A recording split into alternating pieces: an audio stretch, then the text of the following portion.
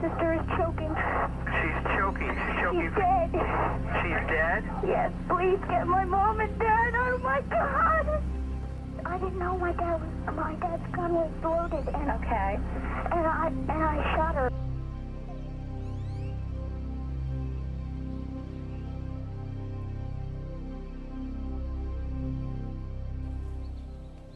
Hello, my name is Ray Romo. I'm a program director for Child Protective Special Investigations. Prior to that, I was a police officer for 27 years, serving as a patrolman, investigator, trainer, and administrator. During the last 10 years, I've assisted CPS investigators on hundreds of cases, helping them keep children and families safe. And I'm Dimitri Mitchell with the Travis County Sheriff's Office. I've been in the law enforcement field for almost 25 years. In that time, I've had the honor to serve our citizens and children as a member of the Child Protection Team, the Family Violence Protection Team, and in my current role as a supervisor of the Major Crimes Unit. Recently, a Keeping Children Safe handout was provided to help you discuss child safety and prevention tips when visiting with families and for use with parental child safety placements. We want you all to know that this handout also helps when having discussions about firearm safety, as well as safety to children in general, as it touches upon topics that you may not even think of as everyday dangers in homes and vehicles. The purpose of this training is to go a little deeper and provide you with information so you feel comfortable in discussing firearm safety with your families. We understand that not everyone may feel comfortable discussing this with families. However, it's important to do so because of the inquisitive nature of kids and the potential for harm if a firearm is not safely secured. We became social workers in an effort to help others. We chose this profession because we knew that serving others was a cause worthy enough to devote our careers to. However, social workers must be aware that at times they may be placed in harm's way in order to serve and assist their clients. According to the Kids and Guns by the Numbers report by Diane Sawyer, 31% of U.S. households had at least one child and one gun in the home. This percentage is important because it's a good reminder of why it is imperative to address firearm safety. This means it is highly likely a caseworker will visit a home with a firearm in it. While this training is focused on child safety in the home, we want to start by first talking about your safety. Social workers will often enter homes without a partner Bridget or law with Child enforcement. Protective Services. Being prepared, you can stay safe while helping children and families. Hi, are you Mr. Stanley? Safety is essential to your success. You can't help a family in crisis if you're concerned for your own well-being. Always be aware, always be prepared, and always keep your safety in mind. Safety begins before you enter the home. In cases where a firearm is mentioned in the report as a safety concern, it is imperative that you take law enforcement with you for your protection as well as the families. If you go alone and see a firearm, never reach for it. If you feel you are in danger, leave immediately. Call law enforcement for assistance before you go back to the home, and make sure you let your supervisor know immediately of your concerns. Now that we've talked about your safety, let's discuss how we can help families keep children safe from firearms too. Many Texans are familiar with firearms, from hunting, collecting historic firearms, or even being a concealed handgun license holder. We know this can be a bit uncomfortable for you at first if you're unsure how to bring it up. A good way to think about it is to remember it as a part of your routine interactions with families. Just as we discuss water safety and safe sleep, firearm safety is another way for families to recognize potential dangers to children. During your safety assessment, it is important to ask families and caregivers if they own or have access to guns. We'll give you some concrete examples in just a bit on how to have these conversations. The handout discusses important topics to address with families, such as safe sleep, car safety, water safety, poison prevention, TV and furniture tip-overs, and help with caring for your child. When sharing this information with families, you can incorporate your discussion on firearms. We want to encourage you to use the Keeping Children Safe handout when talking to your families about firearm safety.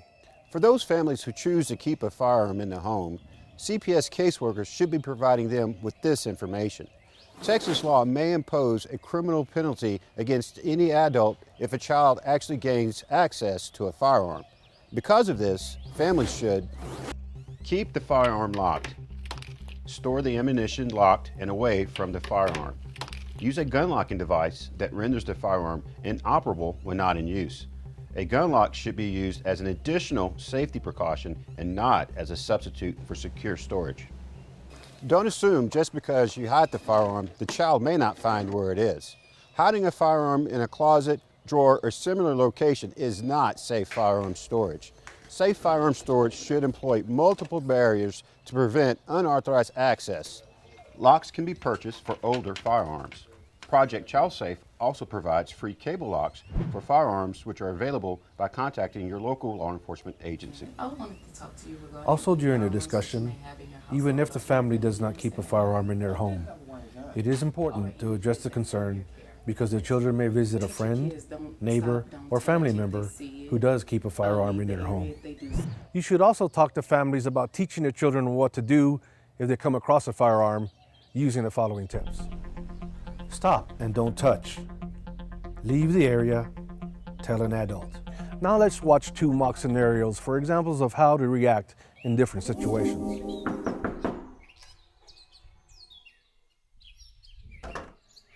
Can I help you? My name's Ashley. I'm with Child Protective Services. I'm here regarding an open investigation. Do you mind if I come in for a moment? Really understand what's going on, but yes, please. come Thank in. you. Thank you for taking the time to speak with me about the report today. As I mentioned earlier, I did see Ava at school and I talked to her teacher, and there don't appear to be any concerns for her safety or well-being right now. Good, good. And I was certainly worried when you came to the door. I'm glad my daughter's okay, of course. Is there anything else that we need to talk about? Actually, yes. I'd like to go over some information about child safety. Okay. We already discussed water safety, but I'd also like to discuss firearms.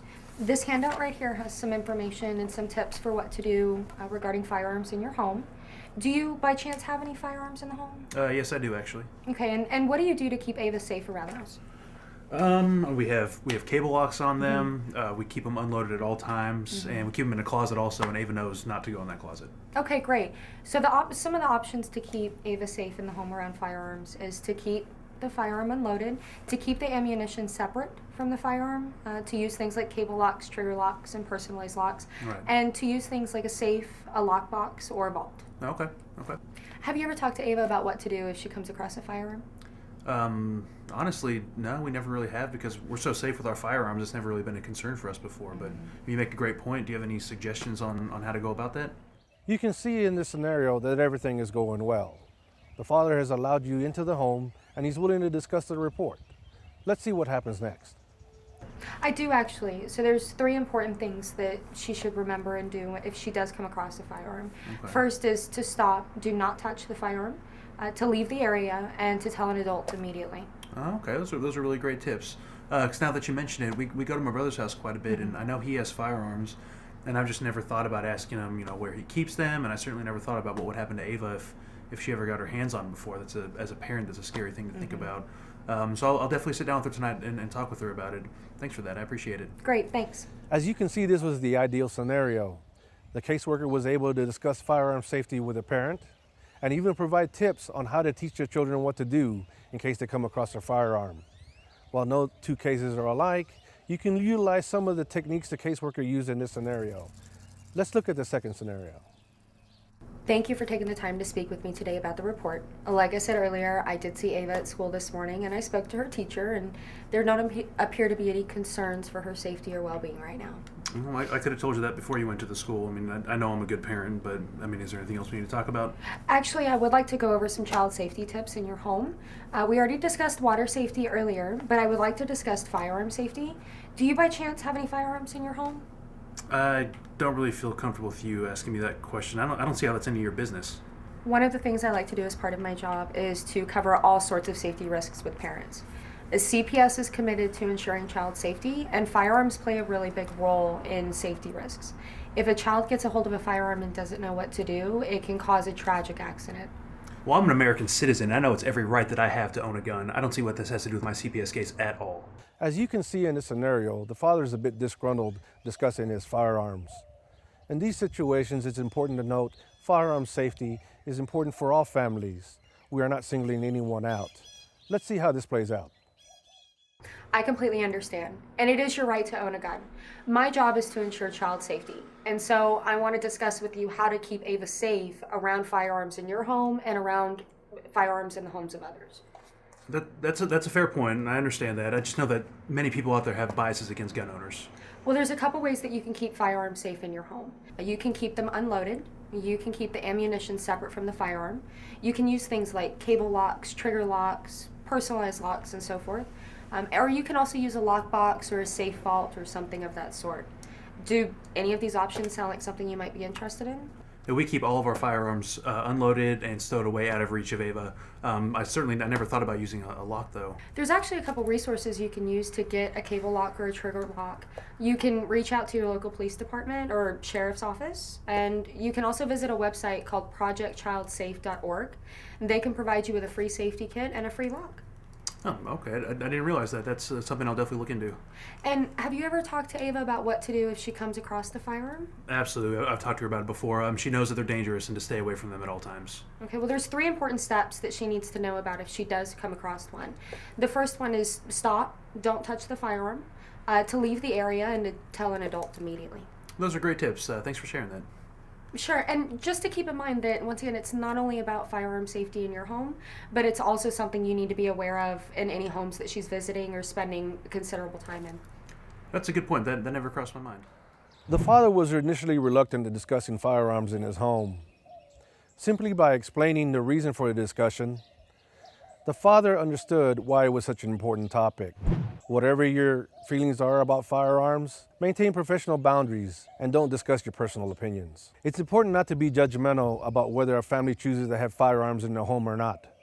Also, it is not important for you to see the firearms, see where they're stored, or record serial numbers. Hey, this is Ashley. Remember that if a family is becoming agitated and upset for any reason, or if a firearm in the home makes you feel unsafe, you have permission to leave the home and address safety at a later date.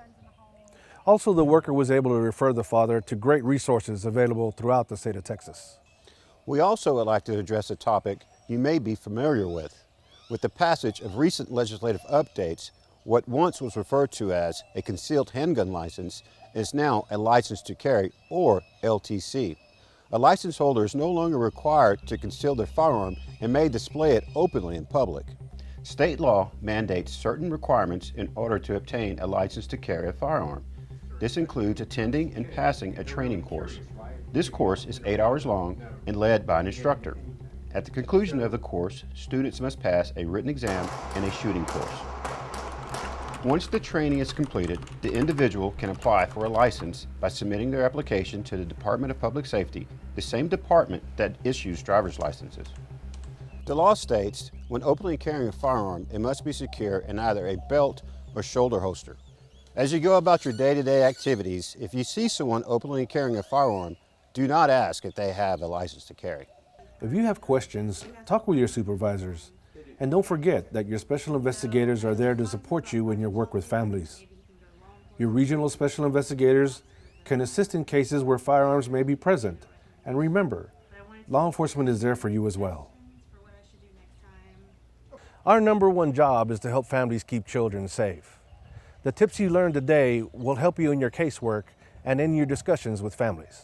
The conversations you have with parents and caregivers about everyday safety, ranging from firearm safety, safe sleep environment, and water safety, are equally important as well. The work that you do impacts the lives of families each and every day. Thank you for your hard work and for being part of the DFPS family. And above all else, keep yourself safe and help your families keep their children safe as well.